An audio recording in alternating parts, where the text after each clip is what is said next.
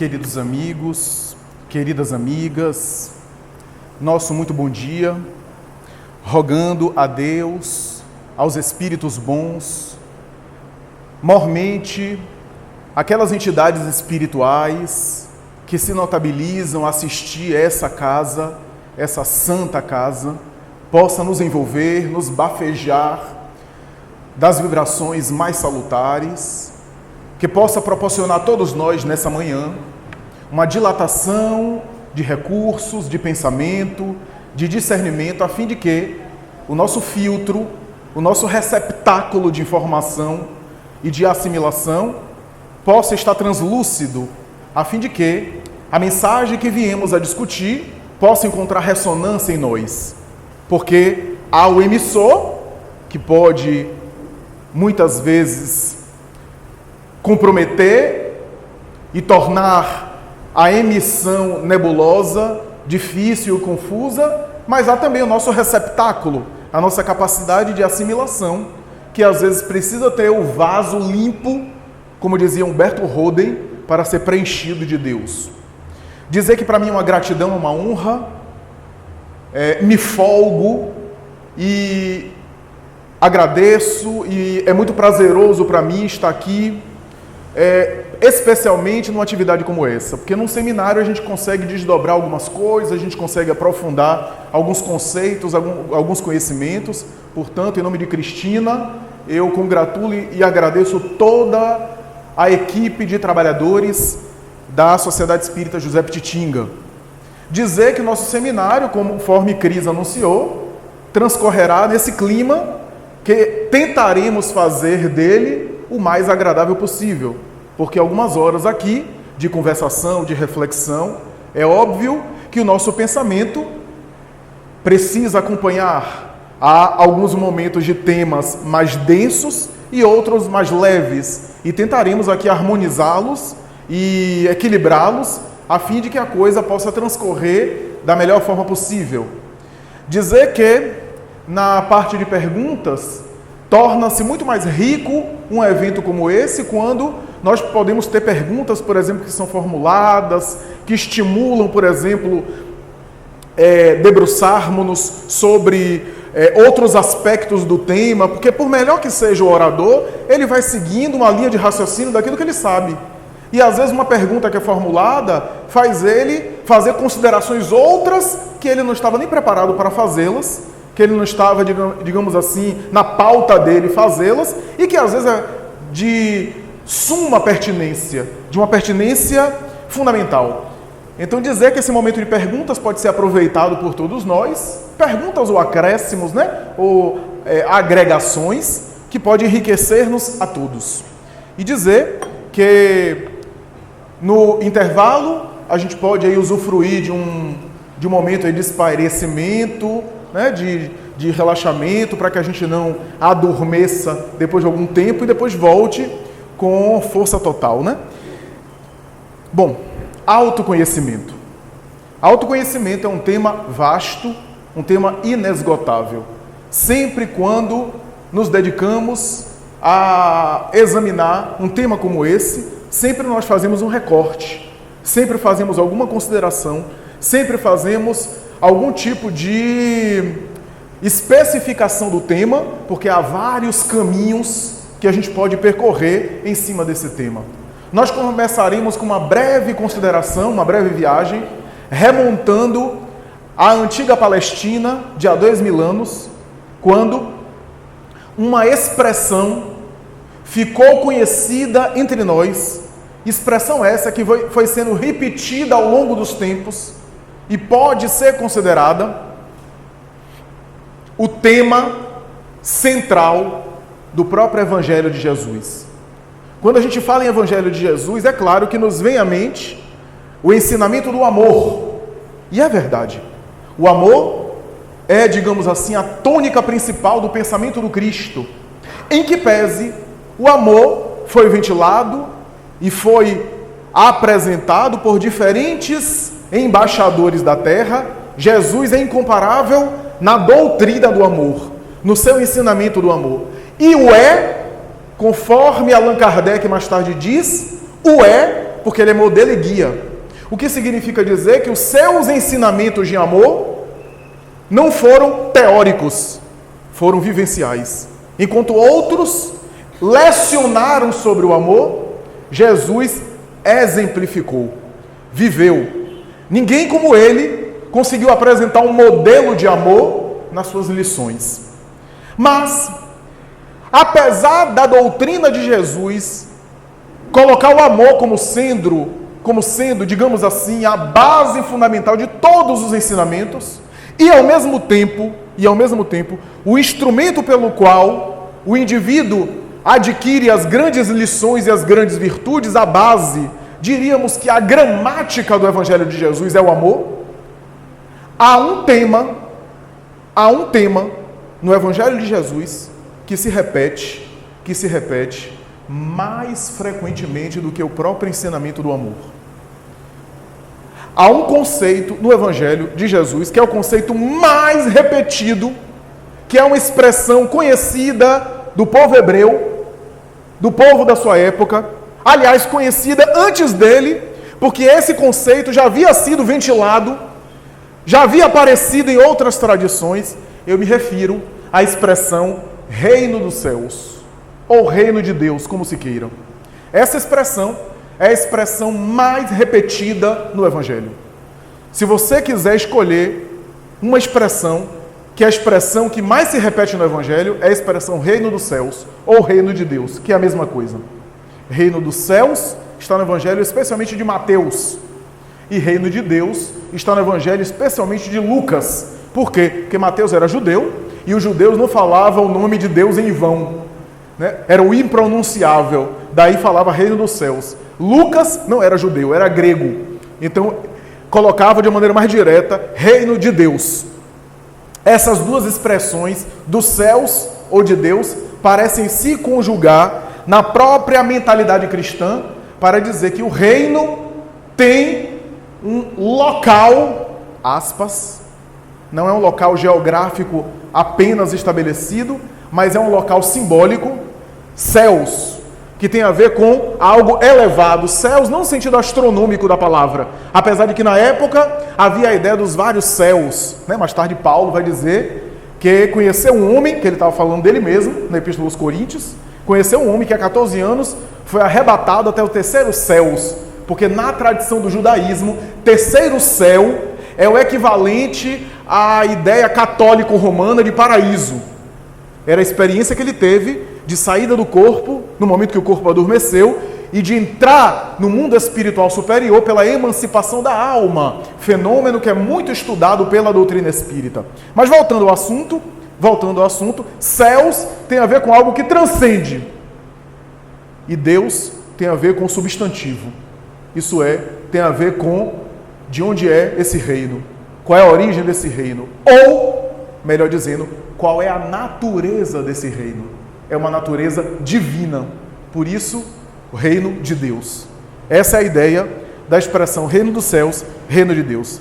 Essa expressão, Jesus utiliza inúmeras vezes, atendendo a uma necessidade que o judeu tinha, cuja cultura dizia que um dia Jeová dominaria Israel e, por extensão, dominaria o resto do mundo. Os grandes profetas do judaísmo, quando vieram, falavam a respeito do povo eleito, entre aspas, o povo escolhido.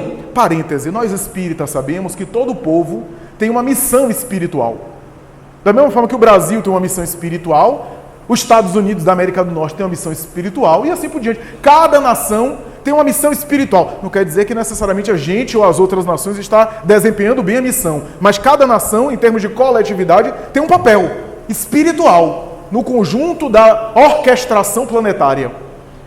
Israel, naquela época, tinha uma missão. Os profetas, que eram espíritos mais elevados, mais amadurecidos, reencarnando periodicamente naquele povo, tentava transmitir ao povo, chamar a atenção da missão especial de Israel. Por quê? Porque Israel recebeu um patrimônio espiritual diferenciado em detrimento do resto das nações. Em que pese todas as críticas que podemos fazer hoje, as distorções e até as imperfeições do pensamento da época, Ainda assim, se você comparar com a tradição politeísta, com a tradição esotérica, com a tradição do Egito, da antiga Índia, a tradição da iniciação esotérica, dos templos, das pirâmides, o caldo de cultura religioso era muito confuso, era muito desordenado. Havia uma quantidade de símbolos e de coisas místicas difícil de entender para todo mundo. E quase sempre o conhecimento do sagrado estava reservado apenas a porção, uma fatia pequena da sociedade, que eram os iniciados. O grande paradigma do povo hebreu é, primeiro, Deus único, o monoteísmo, ou seja, as manifestações da natureza não são vários deuses. Não são vários deuses se manifestando, são várias leis.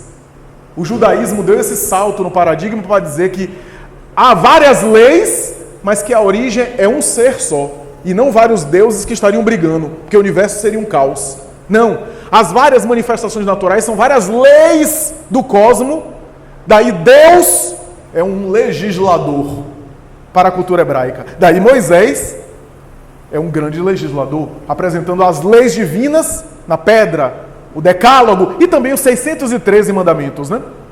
Ora, por que estamos falando essa digressão toda?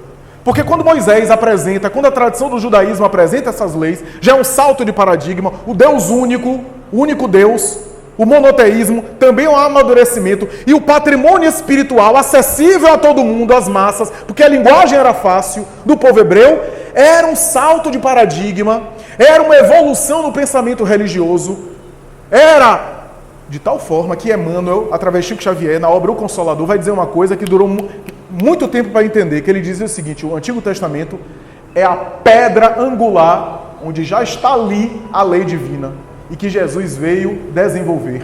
Então já está ali. Olha que coisa.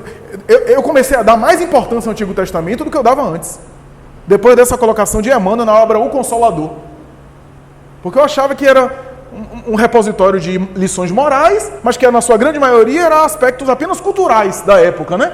Um monte de coisa cultural, que também tem, um monte de regra da época, né? O hebreu não podia fazer a barba, né? Porque era execrado, né? Um monte de coisa que é coisa da tradição da época. Ora, o judaísmo, portanto, estabelecia, na figura dos vários profetas, a ideia de que Israel era o povo eleito e que Deus, um dia, Jeová, iria dominar no seu trono e estabelecer o seu reinado. Na mentalidade pequena da população em geral, o reinado de Jeová deveria ser um governo político, uma estruturação política, que deveria colocar Israel no centro do mundo e dominar todo mundo, principalmente o Império Romano. Porque Israel tinha despeito em relação à dominação romana. Incomodava o poderio romano, é claro. Então, era essa mais ou menos a ideia, a mentalidade que se fazia no judaísmo antigo. Havia um ou outro escrito que tentava pensar no reinado espiritual, mas aquilo era insuficiente para a interpretação geral do rabinato judaico, da tradição judaica, que defendia a ideia segundo a qual o reino de Jeová um dia vai se estabelecer, só não se sabia mais ou menos como é que era isso. Aí alguns, como Isaías e outros, falavam de um Messias que deveria vir para estabelecer esse reinado em nome de Jeová. Por isso que a grande maioria dos judeus acreditava que o Messias que deveria vir deveria ser um Messias revolucionário. Era isso que Judas acreditou, que deveria fazer uma revolução social. O Messias zelote. A expressão zelote era uma casta de Israel que achava que a revolução de Israel tinha que ser uma revolução com luta armada. Antes de Jesus, outros indivíduos apareceram, sendo considerados Messias, que pegaram armas e foram para a guerra, para derrubar o governo. Essa era a ideia. Essa era a mentalidade.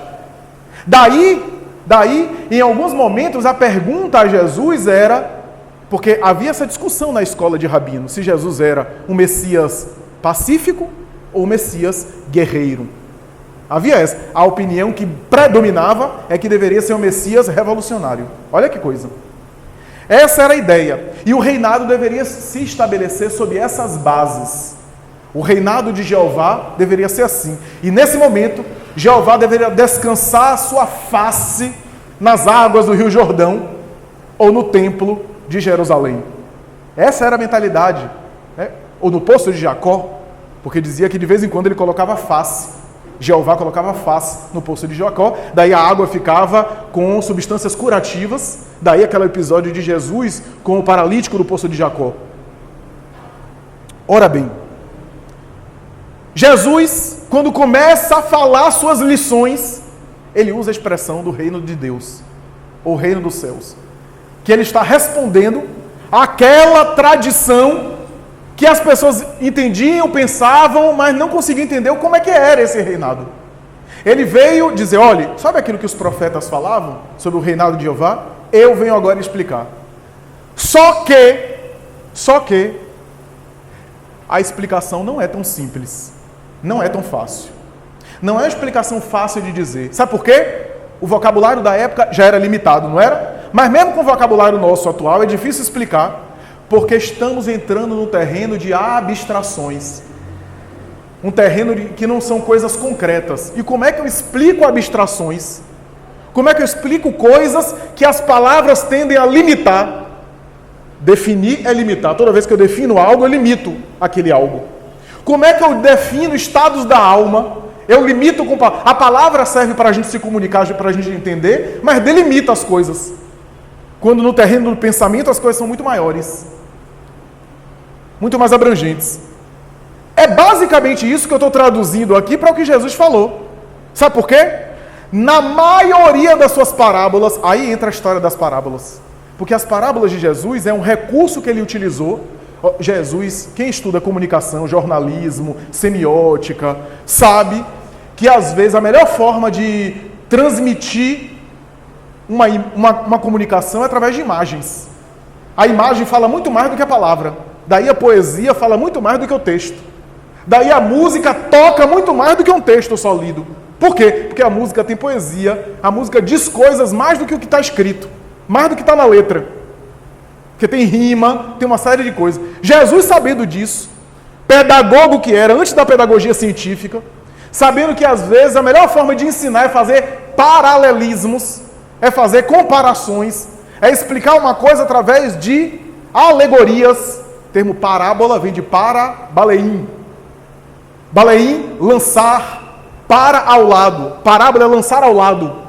Ou seja, utilizar algo ao lado de para explicar uma coisa, sem uma linguagem frontal direta. Freud, Jung e os grandes psicanalistas mais tarde entenderam que os contos mitológicos, as fábulas, os contos folclóricos, as tradições culturais do mito, era uma forma do psiquismo humano explicar coisas que são abstratas e que nem sempre as palavras conseguem explicar. Daí o mito. O mito explica muita coisa. Daí os complexos, o complexo de Édipo, de Electra, os complexos do inconsciente que Freud foi constatar na mitologia grega, naquelas histórias mitológicas, que ali era o inconsciente humano se revelando. Joseph Campbell, mais tarde, vai dizer que em toda a literatura da tradição, da civilização, sempre houve fábulas em torno do herói. A saga do herói, que é um arquétipo, um tema que se repete, o herói. Daí, até a criança, até hoje, assiste desenhos animados onde o herói luta contra o mal, o bem e o mal. Joseph Campbell vai dizer que essas são realidades inconscientes nossas. Essas lutas acontecem interiormente. E que o homem primitivo colocava para fora nas parábolas, nos contos e assim por diante. Jesus, que era mestre, utilizou de parábolas. E a partir do momento que ele começa a utilizar parábolas, nunca mais as parábolas seriam as mesmas. Mas o que é mais interessante, sabe o que é? É que quando ele usa as parábolas, quase que em todas as parábolas dele, ele começa com a seguinte frase: o reino dos céus é semelhante a, e conta a parábola. O que significa dizer que em toda parábola ele quer explicar o reino dos céus. E se ele se repete várias vezes, é porque o reino dos céus é tão difícil de explicar, que precisa de várias parábolas, vários contos. Por quê? Porque para eu explicar um mosaico, eu tenho que explicar um lado e explicar o outro. Para eu explicar, por exemplo, todo mosaico, né? Um caleidoscópio, tem várias estruturas, uma imagem 3D, a gente descreve um lado e tem que descrever o outro. É como se o reino dos céus fosse algo tão complexo, tão psíquico interior, que para Jesus explicar, não bastava uma parábola, ele contava uma, Depois ele, o reino dos céus também é semelhante a, e contava outra, e contava outra. E é assim que a gente vê a maioria das parábolas de Jesus, começando com essa frase, o reino dos céus, ou seja, tentando definir aquilo que é difícil de ser definido, através de símbolos, para que cada um pudesse assimilar de acordo com a sua condição de assimilação. E é interessante notar que a grande maioria das parábolas tem um aspecto que é geral. Por exemplo, parábola do grão de mostarda. O reino dos céus é semelhante a um grão de mostarda que caindo no chão, da menor semente que existe, se torna a maior hortaliça que existe. O reino dos céus, parábola do fermento. O reino dos céus é semelhante ao fermento que a mulher divide em 3 porções e espera até que dê o levedo e que cresça dando pão. O reino dos céus é semelhante a uma rede de pescar que é jogado no mar, que cai e que pega toda a qualidade de peixes e depois o homem que pega separa os bons dos maus. Parábola da rede de pescar. Vou contar uma que talvez seja a mais popular, ou pelo menos está entre as 2 mais populares. O reino dos céus é semelhante a um semeador que saiu a semear. Na verdade, a parábola começa, o semeador saiu a semear, e depois ele fala, o reino dos céus, ora. Parábola do tesouro escondido. O reino dos céus é semelhante ao tesouro que foi escondido no campo, que o homem, ao achar, vendeu tudo que tinha, deu tudo que tem e ficou só com ele. O reino dos céus é semelhante a uma pérola que, ao ser encontrada, o homem não quis mais nada a não ser ela.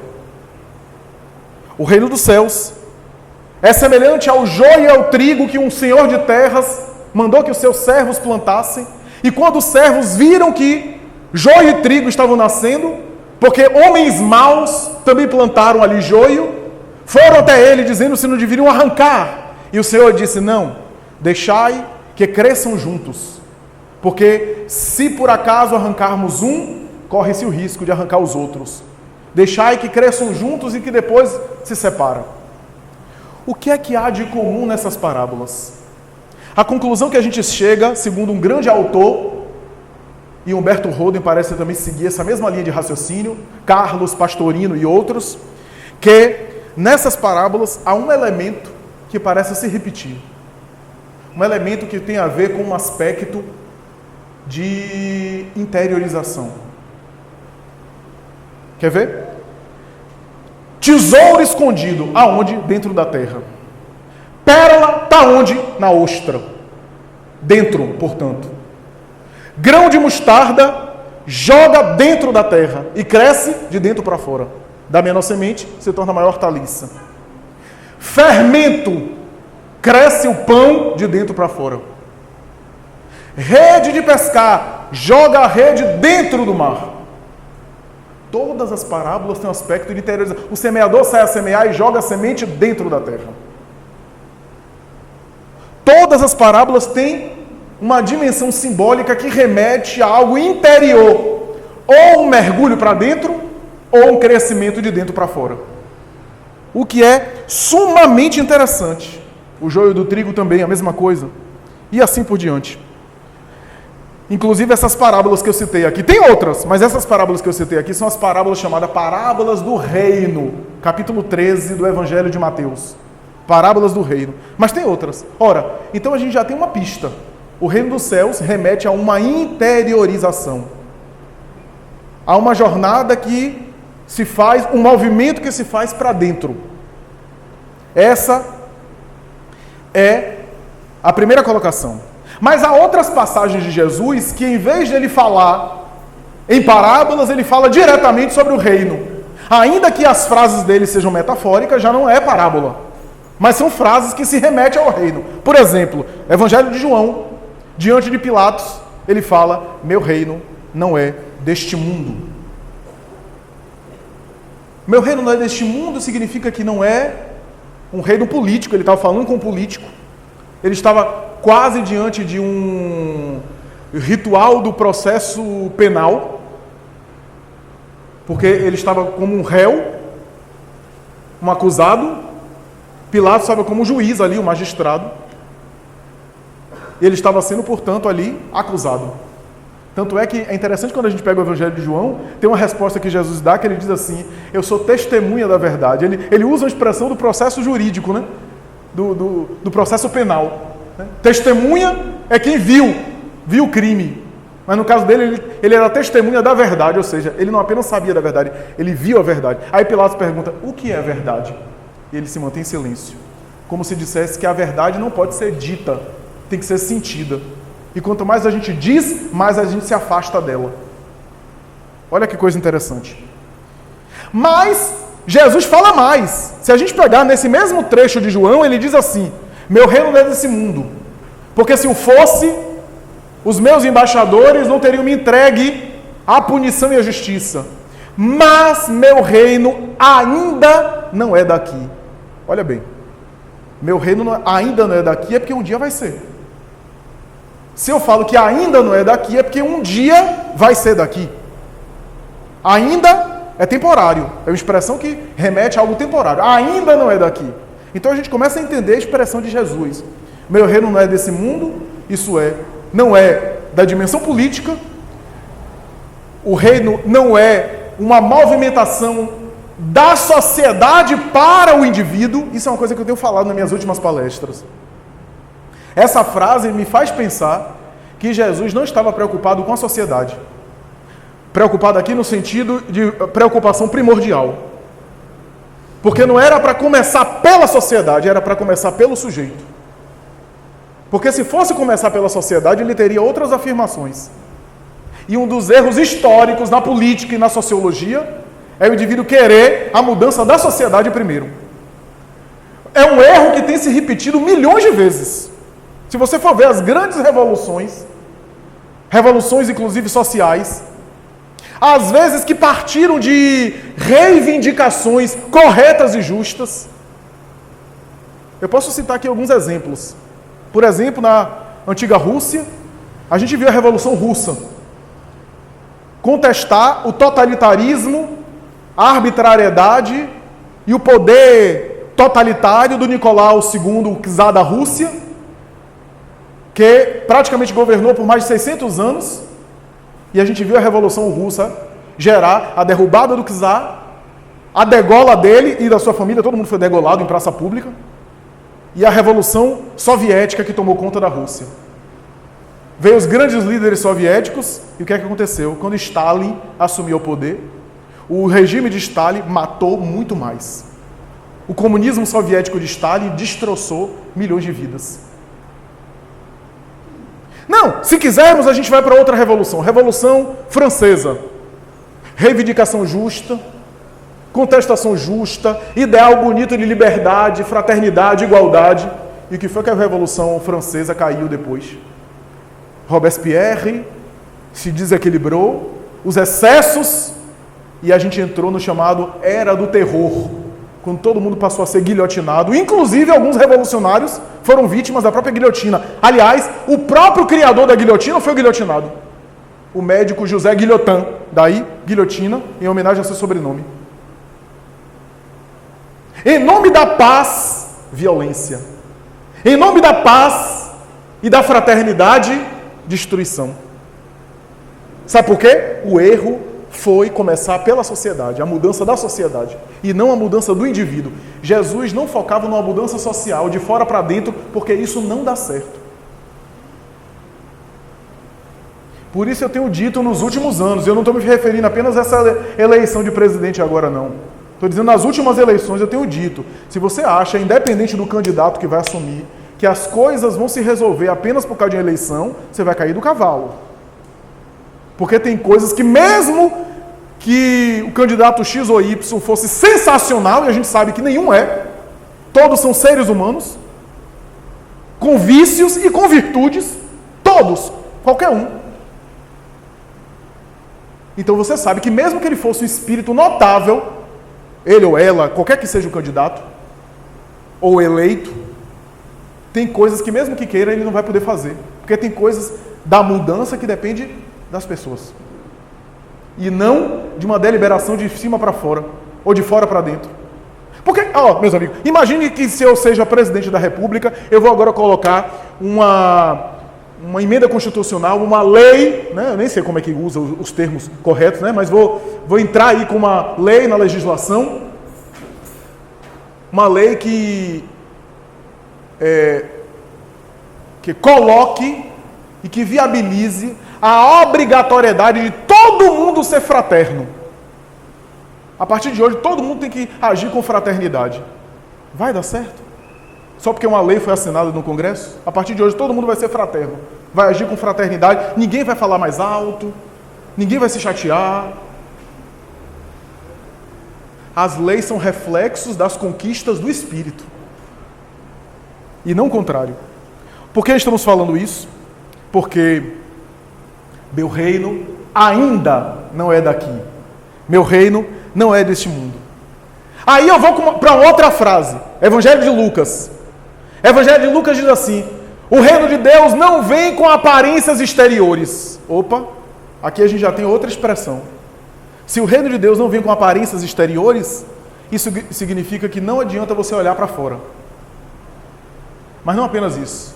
Se o reino de Deus não vem com aparências exteriores, isso significa que o reino de Deus não tem propaganda, não tem marketing, não se destaca. O reino de Deus não pode ser visto. O reino de Deus é invisível aos olhos materiais. Então, muitas vezes, quando a gente vê alguém que você acha que está no divino, nem sempre. Às vezes a gente se engana muito porque a nossa visão espiritual ainda é muito miúda. A gente tem miopia espiritual. A gente acha muitas vezes que a espiritualidade é uma coisa exterior. Não que alguém espiritualizado não possa irradiar aquilo e se tornar visível. Mas a grandeza espiritual muitas vezes passa despercebida. Por quê? Porque são construções internas que ninguém vê, que ninguém aplaude, que ninguém consegue observar, que você não recebe aplauso.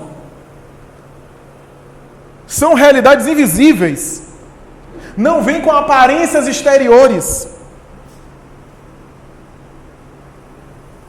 Então, às vezes, você vê alguém fazendo algo muito bom e nem sempre a pessoa está necessariamente no reino de Deus. Depende do que está acontecendo dentro dela. E o que está acontecendo dentro dela, você não tem acesso. Eu posso estar fazendo palestra aqui e estar aprendendo com a própria palestra, estar me amadurecendo, crescendo, ou eu posso estar fazendo palestra aqui para aparecer, para querer projeção, para querer imagem, para querer reputação, para querer certo destaque. Isso é da ordem da intenção. E a intenção ninguém vê. Aliás, eu acho até que é bom que não veja. Porque senão a coisa ia ser complicada. Já pensou? O mundo material faz com que o corpo nosso nos esconda um pouco. Porque a quantidade de luz e de sombra que eu carrego, as pessoas não podem ver. E é bom que não vejam, graças a Deus. Porque a gente chega aqui e tem espontaneidade. Já pensou a gente olhasse e fizesse um raio-x na pessoa? E aí, a coisa ia ser difícil. No mundo espiritual não, porque a desencarnação nos despe. O corpo é uma roupa. Tem uma frase atribuída a Chico Xavier, eu vou passar, como eu ouvi, mas eu não tenho certeza, eu ainda não consegui verificar se é isso, né? Mas tem uma frase que uma amiga nossa, que é muito estudiosa de Chico Xavier, ela falou comigo, e eu vou repetir o que ela falou. Ela disse assim, que Chico Xavier certa vez comentou, não sei se foi ele ou foi uma psicografia, que a morte é um striptease da verdade.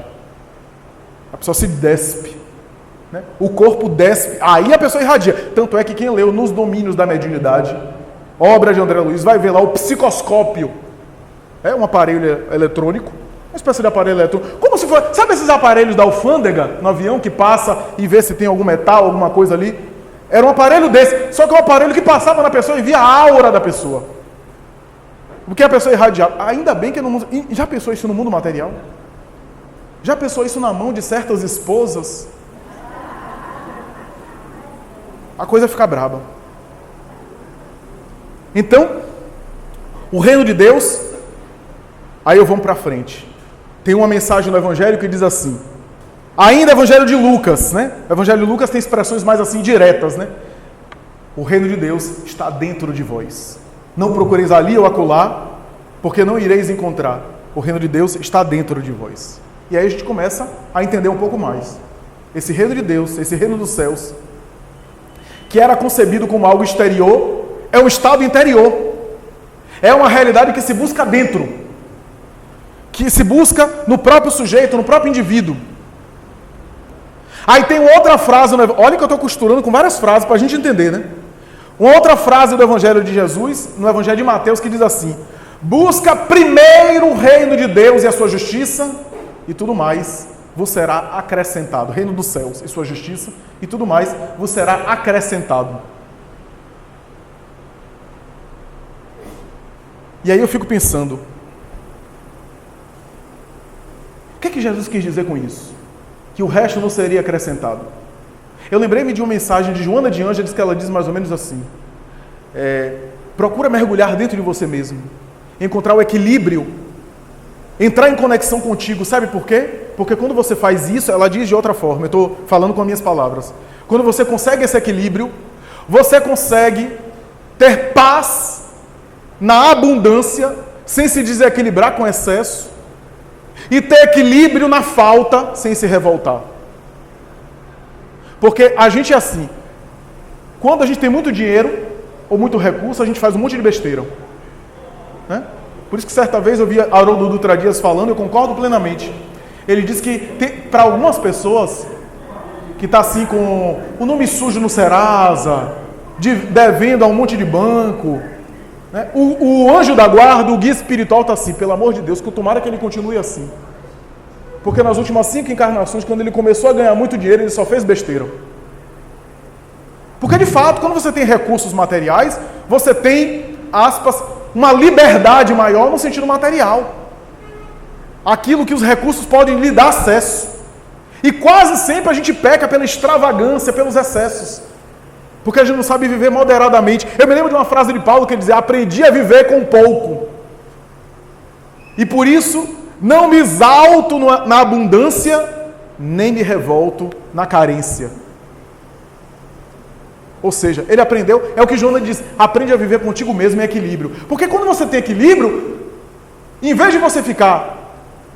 Porque às vezes a gente quer buscar apenas as coisas de fora, mas se essa busca for muito desenfreada, não é que a pessoa não possa querer ganhar dinheiro, prosperar, melhorar de vida, tudo isso legítimo, válido. Se for honesto, se for de maneira honesta, é muito válido. Agora, se a pessoa vive voluptuosamente com isso, nesse estado interior, até prejudica.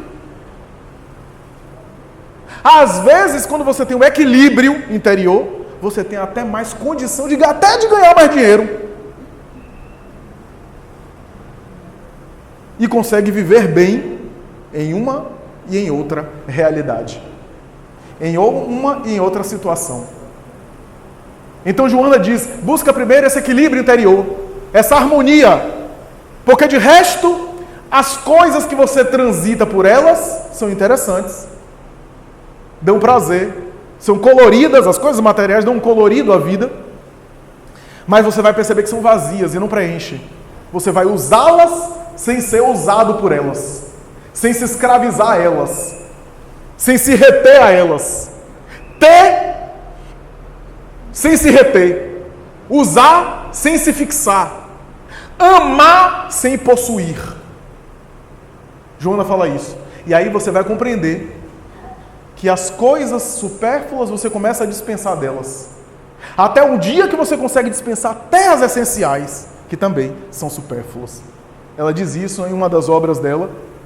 Ora, ela está repetindo Jesus.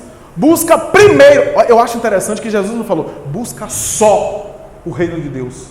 Não, busca primeiro o reino de Deus. Ou seja, você pode ter outras buscas. Quer ter outras buscas? Busca outras coisas. Mas busque primeiro o reino de Deus. Porque com isso, o resto está garantido. Parece romântico? Parece assim, excessivo demais. Eu vou ilustrar como exemplo. Um exemplo que eu citei numa palestra lá em Salvador, eu faço questão de citar de novo.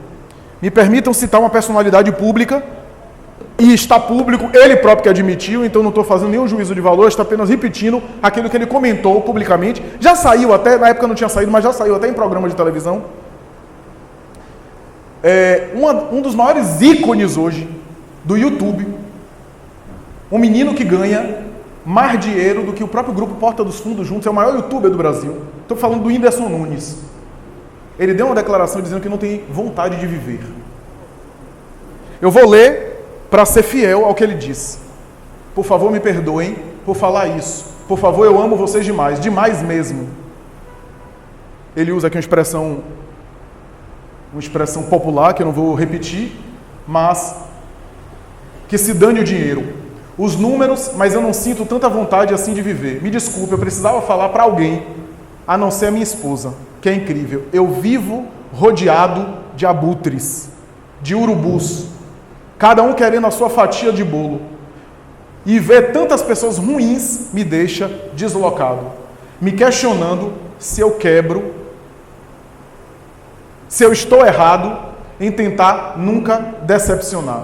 Meu show é minha arte, é como um quadro para um pintor, uma música para um cantor, algo que eu fiz que deu certo. Mas fora do meu show, eu trocaria qualquer quarto de hotel chique por tomar um café com um amigo verdadeiro. Milionário. Ganha milhões por vídeos no YouTube. Está depressivo. Uma jovem de 17 anos, rica, assistente de palco de Raul Gil, se suicidou há alguns dias. Uma menina linda, de sucesso, bem sucedida e jovem, porque começou a trabalhar na televisão muito cedo, pequena, se suicidou. Entende quando eu falo busca primeiro? É isso. Busca primeiro. Porque o resto, aí você transita bem. Mas se você buscar outras coisas primeiro, pode dar ruim. Pode sair errado. Busca primeiro. Nada contra ter sucesso, pode ter. Nada contra ganhar dinheiro, ter fama. A questão não é essa. Então, a lucidez de Jesus busca primeiro o reino de Deus e a sua justiça. E tudo mais você será acrescentado. Justiça na expressão hebraica não tem o significado de justiça atual, tá? Porque, por exemplo, o homem santo era o justo. Deus era o justo dos justos. Então, justiça tinha a ver com santidade. Porque a lei era o aspecto espiritual, não era apenas o aspecto judiciário. Então, o indivíduo que seguia a lei era o santo, era o justo. Então, isso é importante. Daí Jesus falar que bem-aventurados aqueles que sofrem perseguição por amor à justiça. E a verdade, né? Porque deles é o reino dos céus. Você não é a justiça humana. Sofrer perseguição por amor à justiça humana. Né? É pela espiritualidade, pela santidade, pelas verdades espirituais. Né? Se a vossa justiça não for maior do que a dos escribas e dos fariseus, não entrareis no reino dos céus. Ora, então, se você for pegar, a gente vai ver, primeiro, vamos fazer algumas considerações sobre esse reino para atacar o nosso tema. Porque alguém pode estar perguntando, ele está falando do Evangelho de Jesus, não está entrando nem no tema. Calma. Daqui para amanhã a gente entra. Brincadeira, viu? Primeiro, esse reino não vem pronto.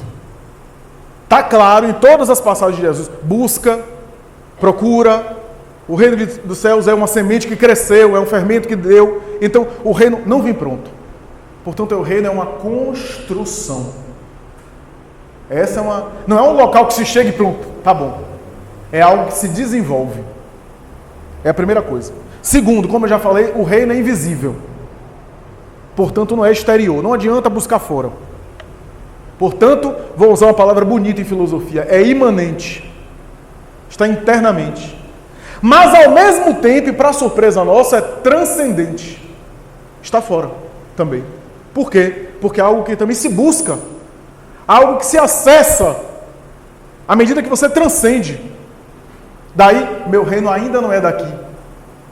Não é deste mundo. Então tem um outro mundo. Tem outro lugar. Não é daqui, é da onde? É de outro lugar. Daí eu falei ontem aqui na palestra, que Allan Kardec, em uma sabedoria impressionante, sem o saber, ele está repetindo, ou melhor, ele está elaborando o conceito de Jesus, quando ele diz, segundo os Espíritos, que o homem tem uma natureza animal e tem uma natureza espiritual. Capítulo Perfeição Moral, terceira parte do Livro dos Espíritos, último capítulo, depois das leis morais. Ele vai dizer, o homem tem uma natureza animal e tem uma natureza espiritual. Quanto mais ele desenvolve a sua natureza animal, se fixa na sua natureza animal, mais ele se afasta da sua dimensão espiritual.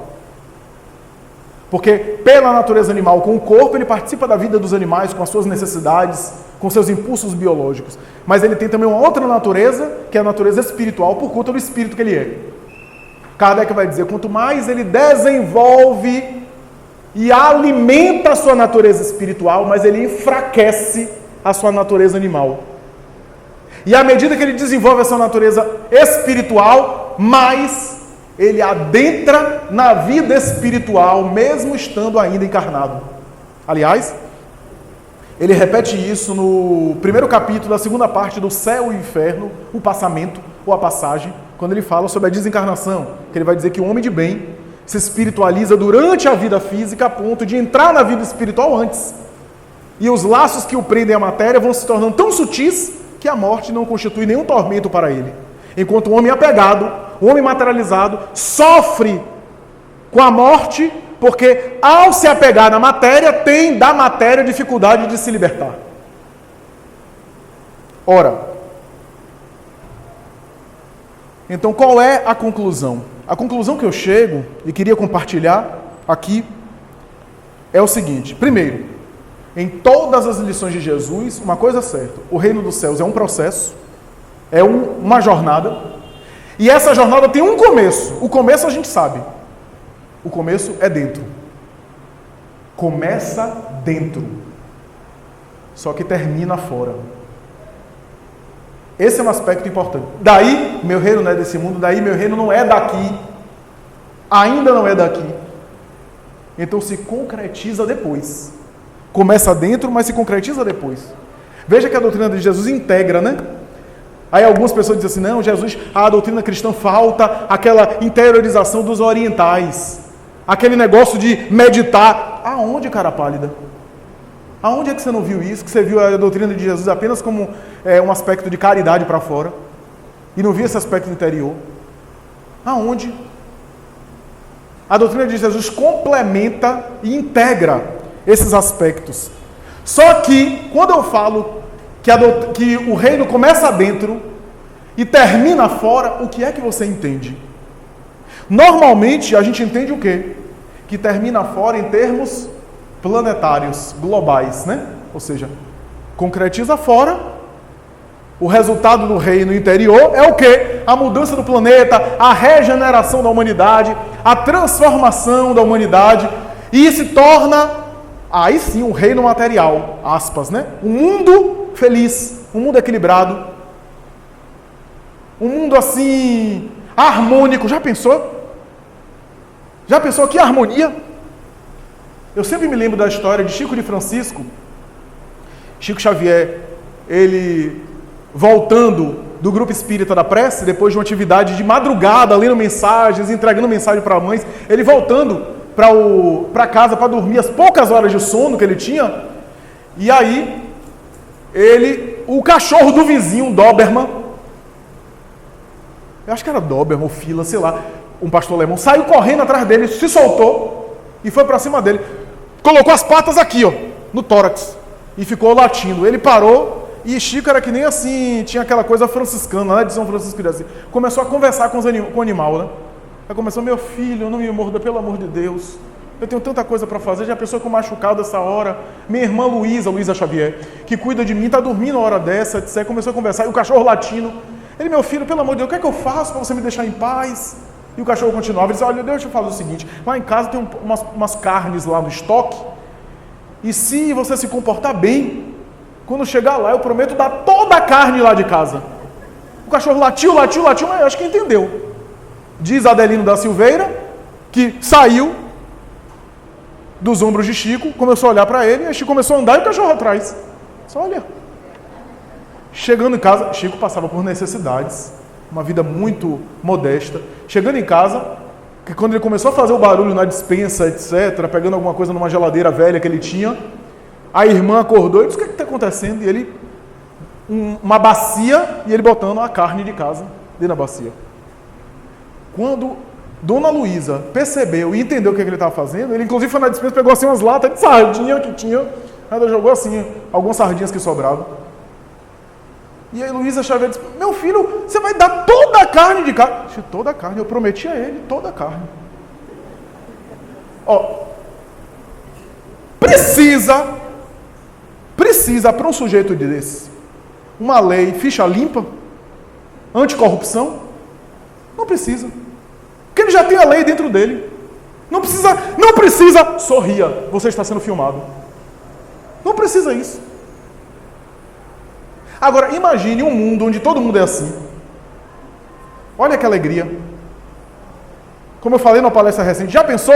Eu falei isso na palestra recentemente. Você sai daqui, aí vai comprar um pão na padaria.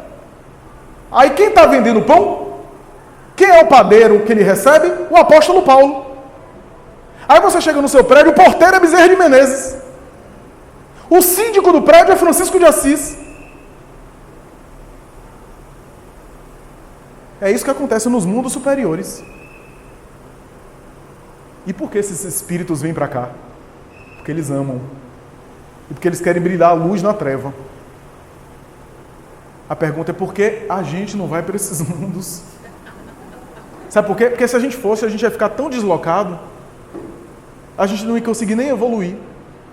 Porque a evolução não se dá por constrangimento.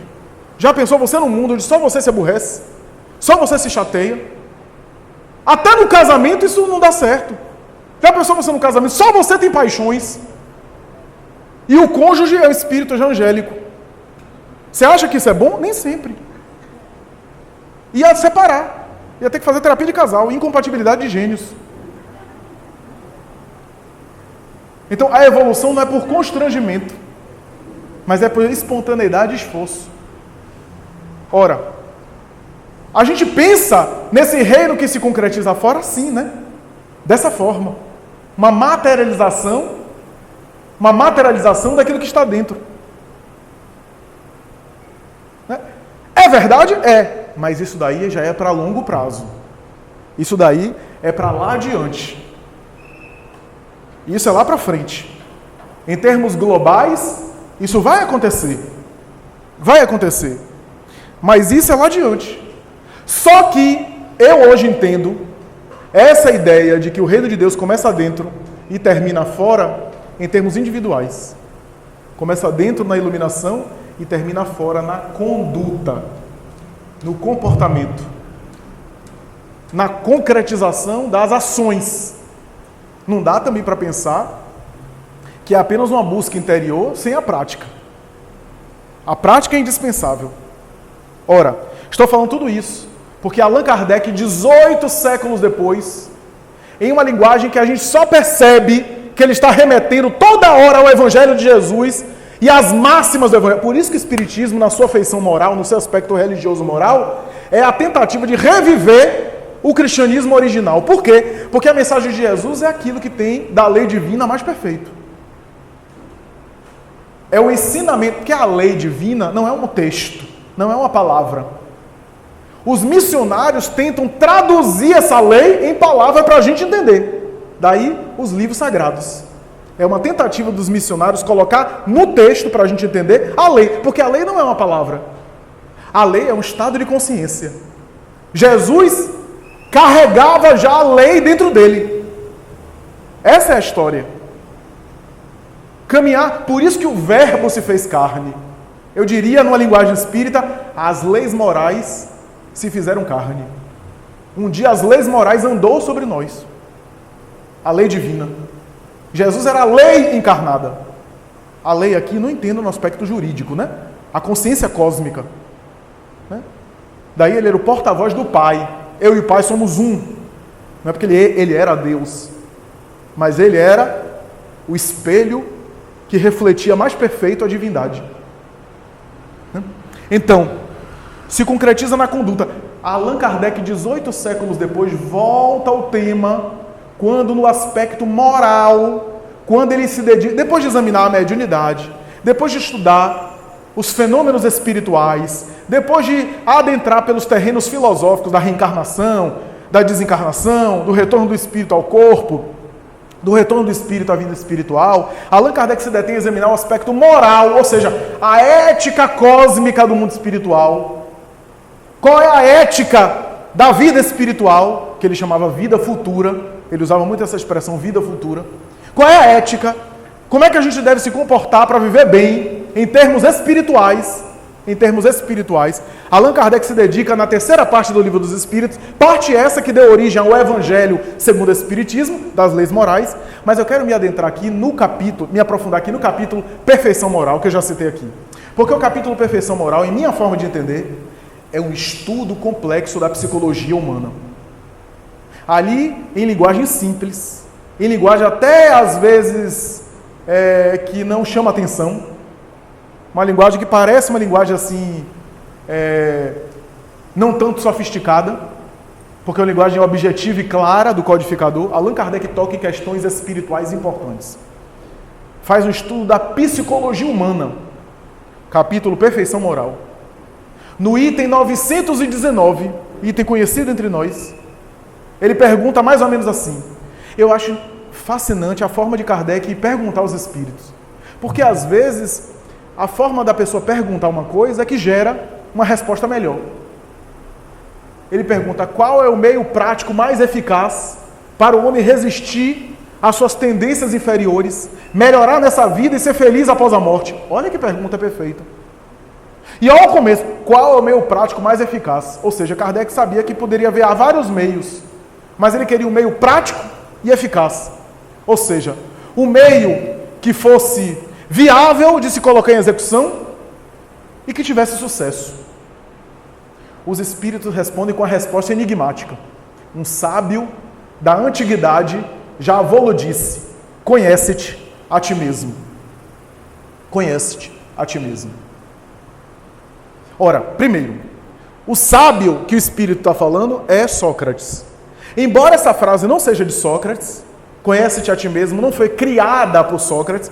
Segundo a tradição, Sócrates passou pelo Golfo de Corinto, esteve no templo de Apolo, e quando passou pelo oráculo de Delfos, o famoso oráculo de Delfos, onde os pitons, os pitonisas, os médiuns da época, entravam em transe e diziam coisas, havia no pórtico do oráculo de Delfos um escrita que teria sido recebido por uma pitonisa, por uma médium, e que em transe escreveu aquilo. Em grego, gnote se auton, conhece-te a ti mesmo. Sócrates viu essa frase e, com a sua sabedoria, incorporou essa frase para a sua filosofia e começou a divulgá-la, dizendo que o homem só conhece o universo à medida que se conhece a si mesmo. Porque nós só conseguimos conhecer as coisas de fora com as referências que a gente tem por dentro. Os dados que a gente nota, que a gente enxerga no mundo externo, é aqueles que a gente já consegue elaborar internamente. Por isso a gente só vê o mal. Já notaram isso? É tão fácil ver o mal. Eu vejo o povo dizendo assim, as pessoas só agem por interesse umas com as outras. Está falando de si, né? As pessoas só agem por interesse uma com as outras. Eu sou fantástico. Eu bato o olho em alguém e sei que a pessoa não presta. Olha que confissão. Psicologicamente a pessoa está se confessando. Porque eu nunca vi alguém dizendo assim, eu bato o olho em alguém e vejo um apóstolo do bem. Um missionário. Só vê o que não presta. Por quê? Porque é fácil ver o que não presta. Porque são coisas conhecidas em nós. Virtude é algo ainda incipiente. Por isso que é mais fácil ver o vício, ver o defeito. Por isso que é mais fácil a gente olhar e dizer, eu já sei o que está fazendo ali. A gente sabe que a gente vive a mesma coisa. Então a gente reconhece. Conhece-te a ti mesmo. Sócrates percebeu isso, incorporou a sua filosofia, começou a divulgar essa ideia. Ideia essa que tem um casamento perfeito com aquela ideia do só sei que nada sei, né? Que é uma questão de humildade. Uma expressão que sintetiza muito bem a humildade. O só sei que nada sei é a ideia... Só sei que nada sei não é fazer apologia, não é gostar de ser ignorante, não é isso. Né? Só sei que nada sei não é passar a ideia de que não sabe nada. principalmente sabendo. Não é isso. Só sei que nada sei é a consciência e lucidez de saber que quanto mais eu sei, mais me falta saber mais. Porque à medida que eu aprendo uma coisa, abre espaço para tanta coisa que eu ainda não sei. Por isso que o sábio, diz uma poesia antiga oriental, né? uma poesia, um brocardo oriental, uma frase oriental, que diz mais ou menos assim: o sábio duvida, o ignorante tem certeza. Por quê? Quanto mais o indivíduo sabe, mais amplia a sua visão. E aí mais dúvida e mais questionamento ele tem. Ou seja, quanto mais sabedoria, mais possibilidades. Enquanto aquele que está na ignorância está fechado naquela pequena verdade e acha que sabe tudo. E mais, por que isso também é autoconhecimento? Porque quem não se conhece, normalmente atribui assim um valor que não tem. Acha que sabe muito. E quando eu acho que sei demais, eu me fecho a aprender. Aqui nada, seminário de autoconhecimento, já li tanto, já vi tanto, vou não. Já sei demais. Quando eu faço isso, eu me fecho para evoluir. A humildade não é a virtude mais importante, é a virtude mais necessária. Porque sem ela, a gente não consegue nenhuma outra. Se eu não tiver humildade de saber que eu preciso evoluir mais, eu me fecho e não evoluo, e não cresço. Por isso que bem-aventurados os pobres de espírito é a primeira bem-aventurança. Porque sem ela, não consegue as outras. Essa é a ideia. E autoconhecimento é ter humildade de avançar mais. É um processo. Mas a questão de Allan Kardec não para por aí. Allan Kardec, com seu espírito questionador, no item 919, letra A, questão muito conhecida, quem foi espírita e leu o Livro dos Espíritos vai lembrar, que Kardec pergunta: sabemos que o autoconhecimento é a ferramenta para o melhoramento individual e para a felicidade na vida futura. Mas o difícil é justamente conseguir se conhecer. Como fazê-lo? E da equipe espiritual, coordenada pelo Espírito de Verdade, Santo Agostinho, espírito, foi selecionado para dar a resposta. E ele deu uma resposta tão interessante. Eu não vou ler o texto aqui. Sugiro que depois a gente leia o texto. É bom reler o texto, porque é uma resposta interessantíssima. Mas eu vou tentar aqui reproduzi-lo sem a mesma perfeição e os mesmos detalhes que Santo Agostinho coloca. Ele diz mais ou menos assim: fazei o que eu fazia quando estava na terra. Ao final de cada dia, eu fazia uma revisão de consciência e passava pela mente os atos que eu havia praticado, tanto os bons quanto os maus. E passava a examinar o que eu havia feito de bom e o que eu havia feito de ruim, para que no dia seguinte eu pudesse corrigir o mal que eu pratiquei e melhorar ainda mais, aprimorar o bem que eu havia feito. Isso me proporcionou a avançar muito na minha última encarnação. Posso afirmar, e essa frase é uma das frases chaves da resposta: o autoconhecimento é a chave para o progresso individual. Parêntese.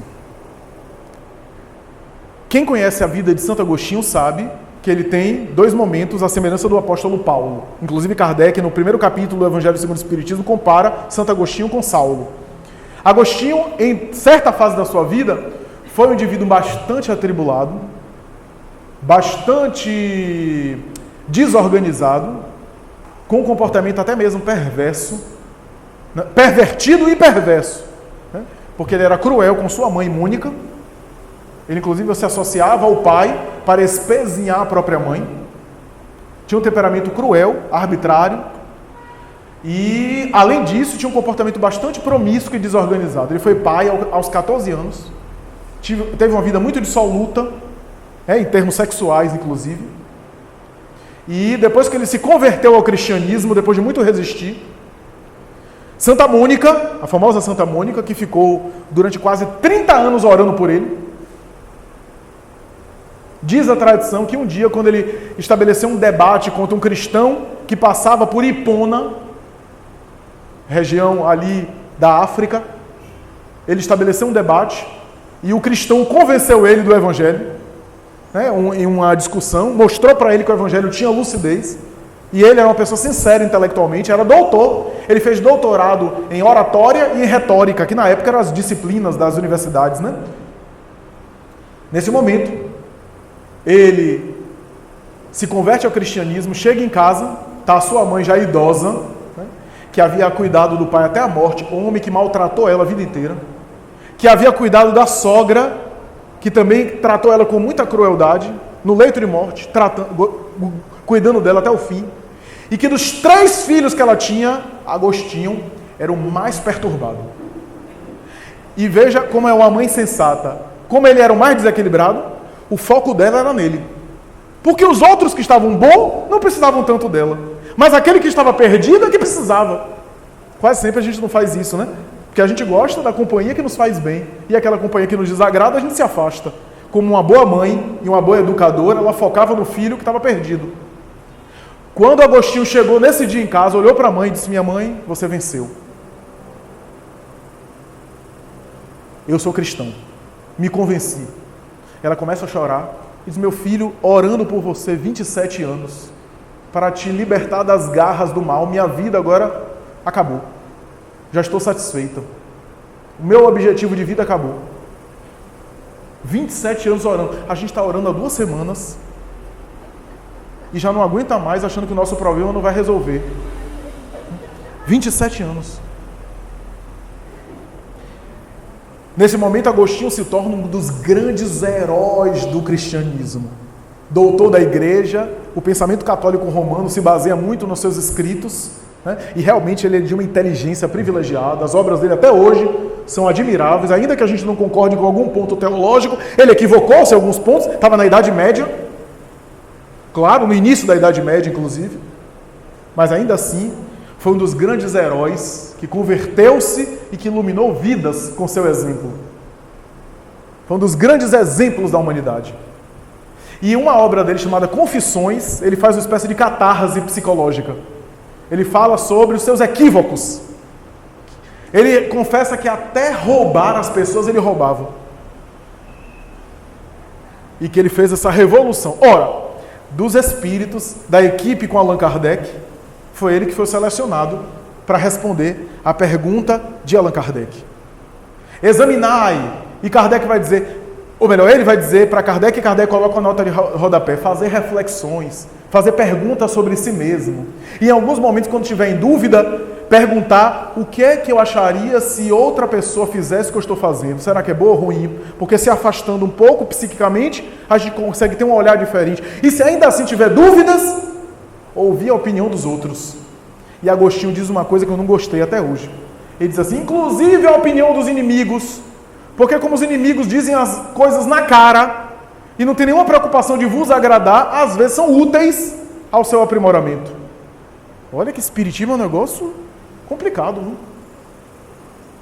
Mas por que isso?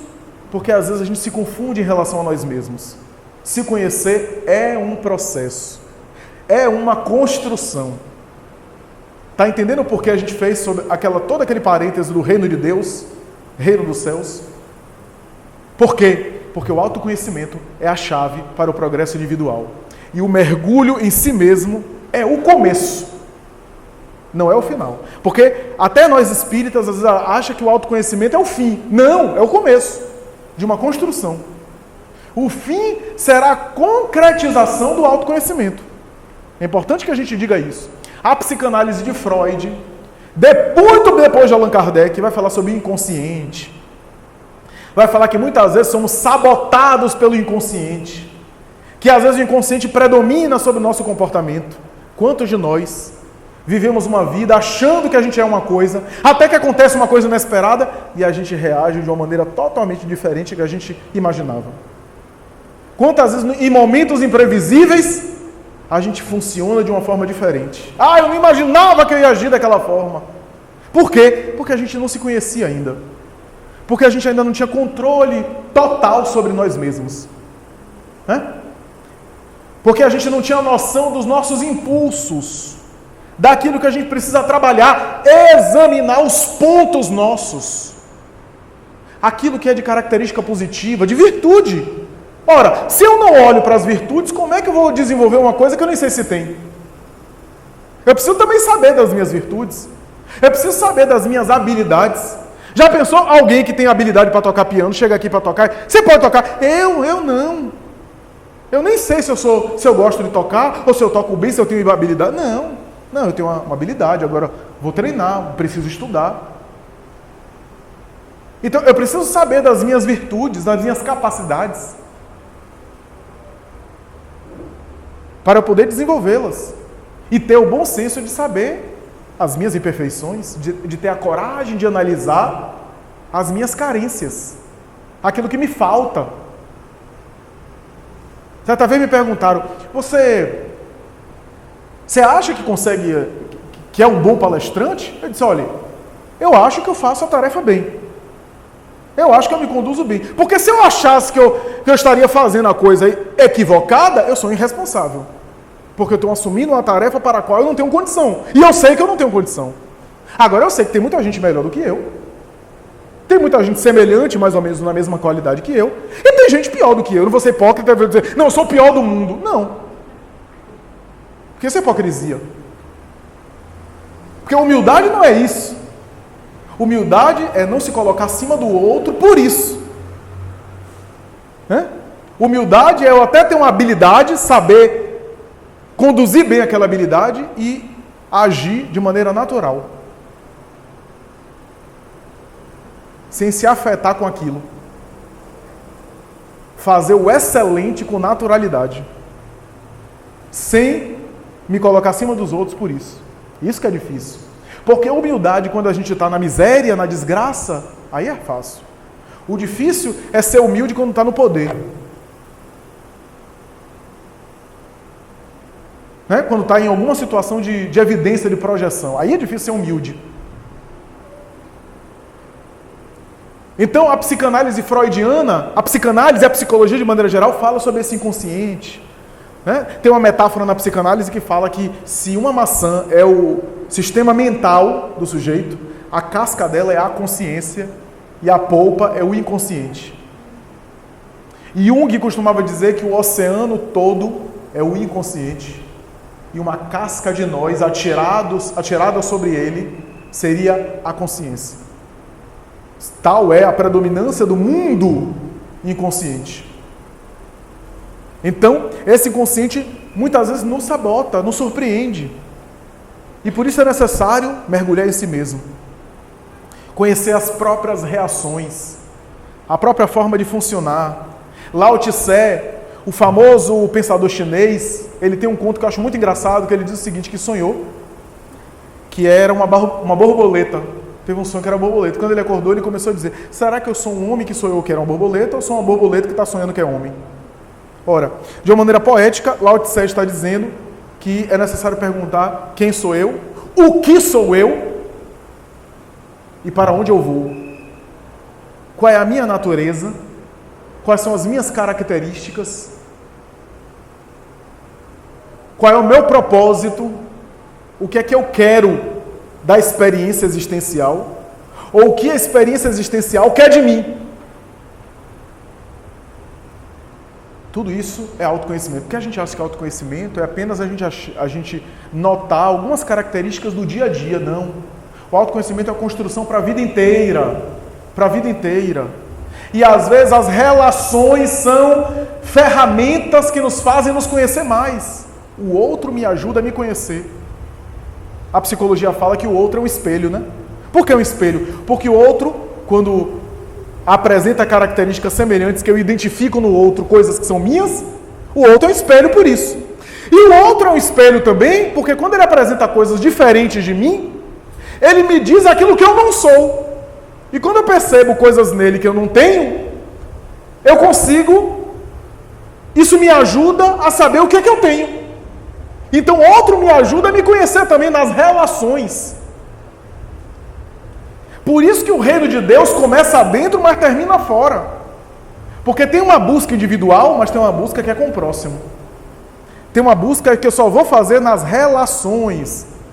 Em outras palavras, o outro me ajuda a saber em que nível eu estou. Sabe aquela coisa de perdi a paciência? Fulano em casa, me tira a paciência. Não, fulano deu uma lupa para você. E com essa lupa você começou a se enxergar onde é que você está. Você achava que estava aqui. E quando você aspas, perdeu a paciência, na verdade você só percebeu aonde é que você está. O outro foi um termômetro, o outro foi o termômetro que ajudou você a saber qual é a sua temperatura. Você achava que já tinha paciência, e o outro te ajudou a você perceber que não tinha ainda. Aqui para nós, paciência é outra virtude que parece que é assim para a vida toda, né? Porque tem coisas tão banais que a gente não consegue ter paciência e a gente acha que vai ter paciência dos santos. Eu tenho pensado sobre isso. Por exemplo, se alguém te pergunta a mesma coisa 5 vezes, você responde as 5 vezes no mesmo tom de voz? Conseguir isso, que a gente nem... Na terceira, a gente já está querendo morder a pessoa. E isso é primário. Isso, do ponto de vista dos espíritos evoluídos, é tranquilo. Porque os espíritos evoluídos são martirizados pacientemente. Veja que a paciência é um fenômeno que tem, claro que tem níveis de paciência, que a gente vai construindo, né? Que a gente vai gradativamente alcançando. Tem até uma história muito bonita na obra A Vida Escreve, sobre a paciência, que eu já citei várias vezes, né? Reunião mediúnica no grupo de Ismael, na Federação Espírita Brasileira. Estava presente o Dr. Bezerra de Menezes, Frederico Júnior e outros ícones do movimento espírita inicial do Brasil. E ali, em uma e outra mensagem, abriram o texto A Paciência, o texto do Evangelho, Espírito Amigo. E depois de ler, Frederico Júnior, que foi o maior médium do Brasil na época, entrou em transe sonambúlico e recebeu Francisco Leite Bittencourt Sampaio, o famoso Bittencourt Sampaio, espírito de escola, um dos espíritos mais notáveis, da altura, ou talvez até mais sublime que o próprio Bezerra de Menezes, se manifesta e começa a dizer algumas coisas. Ele estava falando sobre paciência, começou a fazer um discurso, né, pela psicofonia do médium, de uma maneira extraordinária, né? E em determinado momento, alguém do grupo chegou atrasado na mediúnica. E lá, chegou atrasado no horário, a porta está fechada. E o sujeito chegou e começou a bater na porta. E bateu, e aí começou a insistir. E as batidas, né? E aí o médium incorporado, o espírito se manifestando, psicografou Chico Xavier. Na obra A Vida Escreve, o autor foi Hilário Silva. E aí Hilário Silva escreve que Bittencourt Sampaio parou um pouco e disse assim: veja que esse é um ótimo exemplo. Porque a paciência se revela nas pequenas coisas que a gente revela o nosso nível de paciência. É no tom de voz, é na forma como a gente dirige para o outro. Veja que o nosso amigo aí pode ser um exemplo de gentileza e de cortesia. Mas a forma como ele bate agressiva e insistentemente a porta, dá para entender que ele ainda não conquistou essa virtude sublime. Olha, quando eu li isso, ele disse: meu Deus, vamos maneirar um negócio aqui na buzina, quando a campainha, buzina do carro. Tem gente que mata o outro de susto na buzina, né? Porque a buzina do carro pode ser uma espécie de violência, né? Tem gente que usa a buzina para matar, como arma, né? Porque a buzina tem a sua função. Porque a gente revela às vezes a agressividade nessas coisas, nesses gestos que a gente se revela. Porque o resto a gente pode ter um verniz social, né? Mas nessas coisas a gente vai se revelando aonde é que a gente está. Autoconhecimento é isso. Autoconhecimento é a gente avaliar essas coisas. Eu diria até que avaliar mais coisas. Porque quando a gente fala em autoconhecimento, a gente acha que é aspecto apenas comportamental. E é o mais importante. Mas, por exemplo, alguns outros aspectos periféricos me ajudam a entender a minha vida psíquica e comportamental. Por exemplo, como é que eu funciono fisicamente? Como é que eu sou fisicamente? Como é que é o meu relógio biológico? Isso é importante saber, para eu poder aproveitar melhor os meus recursos e otimizá-los. Quando eu sei quais são os meus limites físicos, eu consigo aproveitá-los melhor. Aproveitá-los melhor. Por exemplo, em dias, comumente eu tenho dormido pouco, eu durmo pouco, não por insônia, pelo contrário. Vontade de dormir, mas por conta dos trabalhos a gente vai se privando um pouco de sono, etc. Eu recomendo isso para todo mundo? Claro que não. Até porque eu não faço isso pra mim, eu não vou dormir, colocar o palitinho só pra me habituar a não dormir, pra ter menos sono e pra fazer o quê? Não, não é isso. Porque senão você vai ter distúrbio de saúde, você vai ter problema de saúde. Tudo depende do funcionamento de cada indivíduo. Daí o espiritismo não tem uma proposta de violência. Eu conheci uma pessoa que ela estava quase separando porque ela virou vegetariana, vegana e queria que todo mundo virasse na casa. E transformou isso em um pé de guerra. A filha tinha que ser vegetariana, o marido estava quase separando dela. Porque ela queria que todo mundo fosse vegano, que não usasse nem coisa de couro, porque senão... Ora, tem tantos aspectos importantes que a gente precisa trabalhar para a gente ficar preso nesse aspecto, que eu não estou dizendo que é de secundária importância. Mas veja, você acha que vai mudar de alimentação e vai ficar evoluído por isso? Não é isso que torna a pessoa evoluída. É uma tendência natural com o tempo os hábitos gerais serem mais sutis, menos materiais, e a alimentação também. Kardec chega a receber, né, que os espíritos em planos superiores têm estômagos menos grosseiros que os nossos, e os hábitos alimentares são mais sutis. A gente está vendo na Terra os hábitos alimentares mudar. Mas não pode ser de violência, porque não é isso o mais importante. Jesus comeu peixe assado na praia, está no Evangelho. E Hitler era vegano.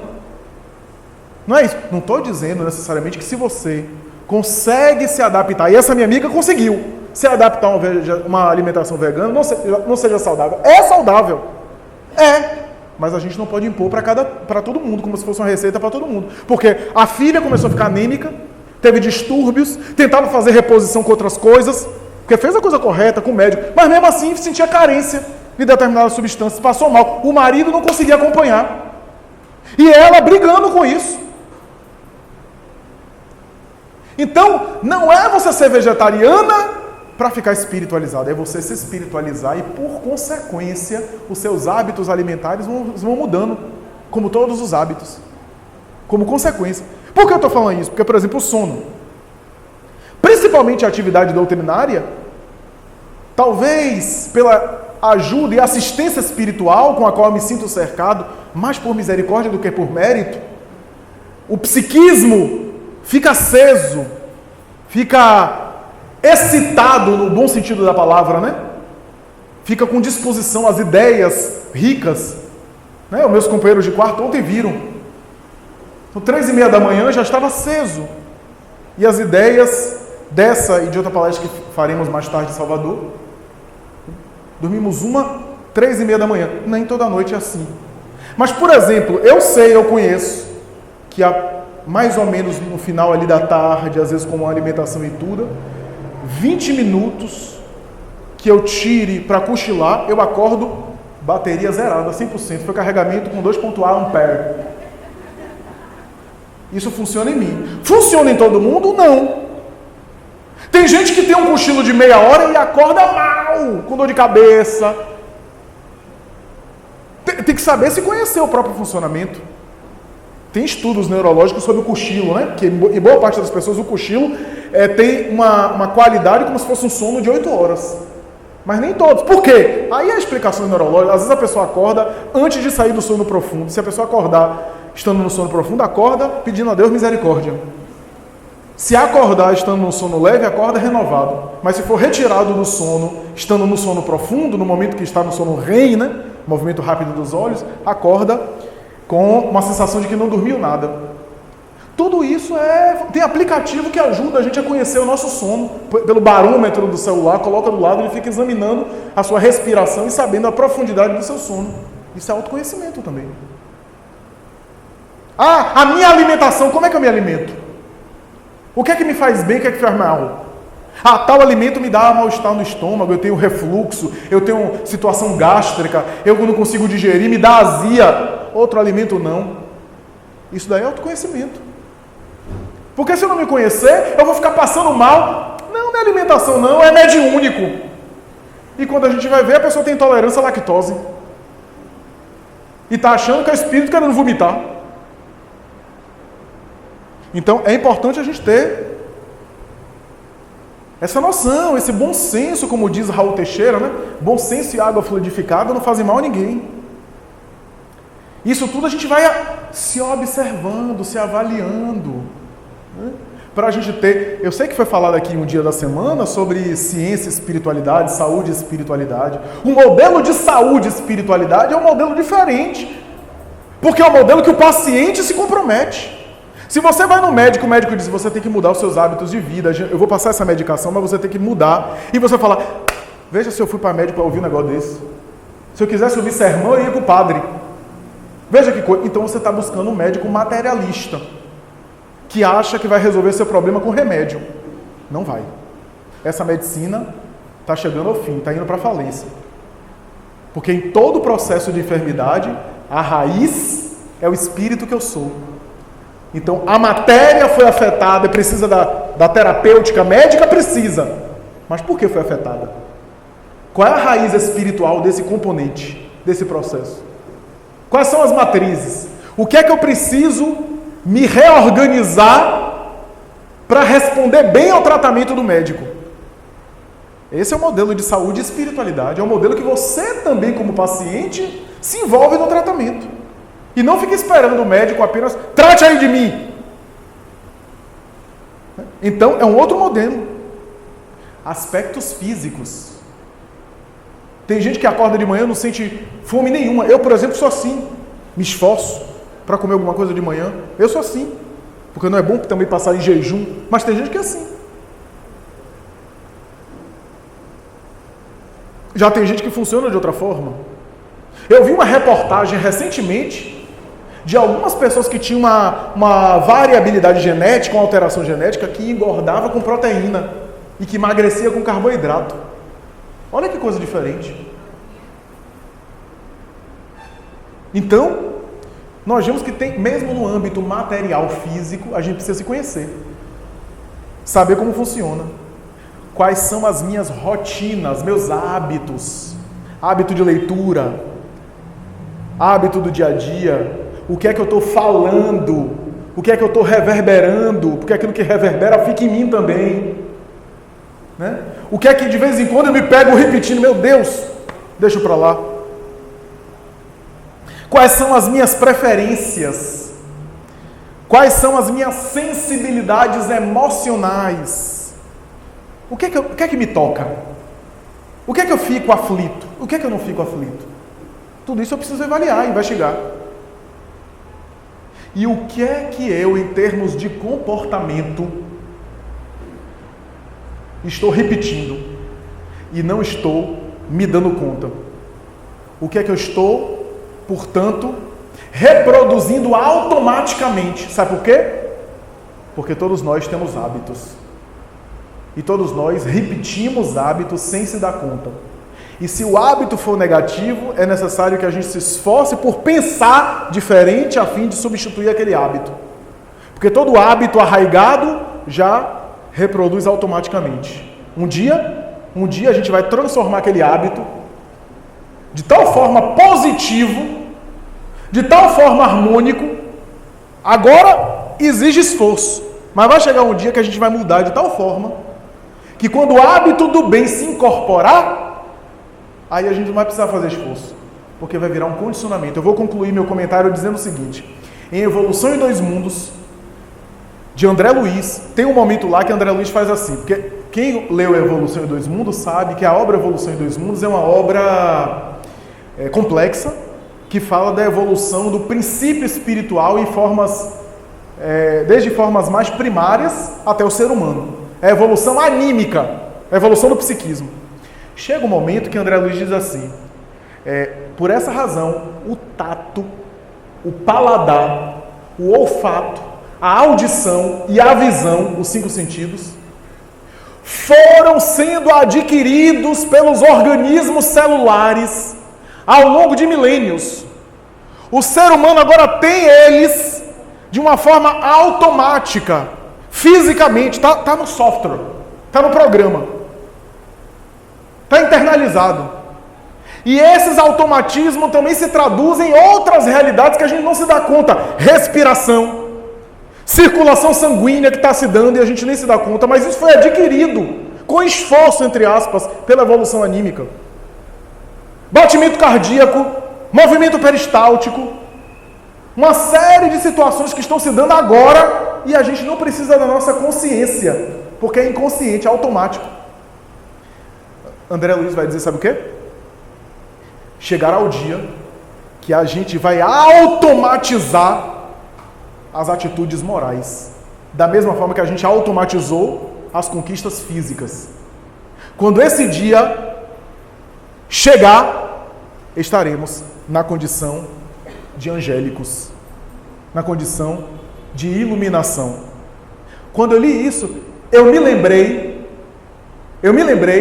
daquela frase de Jesus: não sabei a vossa mão direita, ou a vossa mão esquerda, o que a vossa mão direita faz.